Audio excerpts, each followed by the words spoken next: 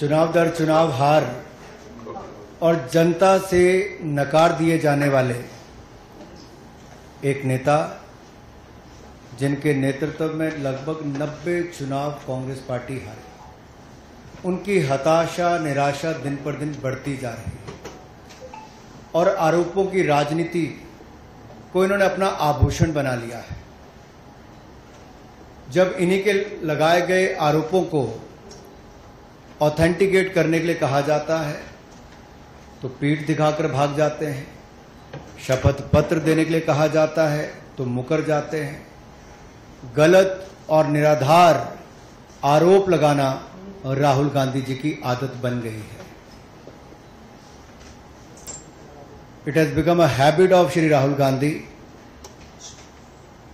to make incorrect and baseless allegations. और बार बार आरोप लगाने के बाद माफी मांगने का काम और कोर्ट से फटकार खाने का काम राहुल गांधी जी का हो गया है। आप देखिए, राफेल हो, चौकीदार चोर हो, या फिर सावरकर जी या आरएसएस की बात, या फिर पेगासस के मामले, इन सब पे इनको फटकार ही लगी है। कई बार कोर्ट में माफी मांगनी पड़ी। तो कीचड़ उछालो और भाग जाओ हिट एंड रन के मामले राहुल गांधी जी के कई हैं।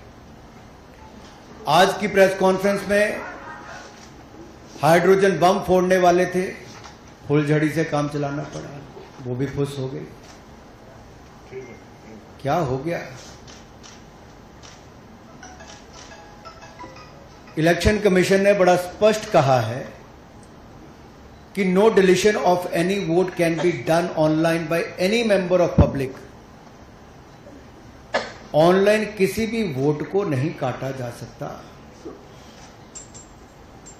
और no deletion can take place without giving an opportunity of being heard to the affected person. तो बगैर किसी की बात सुने उसका वोट नहीं काटते, उस पर निर्णय नहीं करते। 2023 में अनसक्सेसफुल अटेम्प्ट्स की गई, प्रयास किए गए जो विफल रहे, नाम काटने के आलंद असेंबली कॉन्स्टिट्यूएंसी में।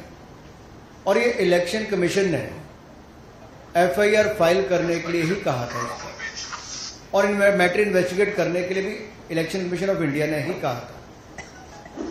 इलेक्शन कमीशन ने मोबाइल नंबर पहले ही उपलब्ध करवा दिए हैं, आईपी एड्रेस अगर दे दिए हैं, अगर मोबाइल नंबर दे दिए, आईपी एड्रेस दे दिए, तो कांग्रेस शासित राज्य की कर्नाटक की सीआईडी ने अब तक क्या किया? और मैं एक ध्यान आपके माध्यम से देश की जनता को बताना चाहता हूं।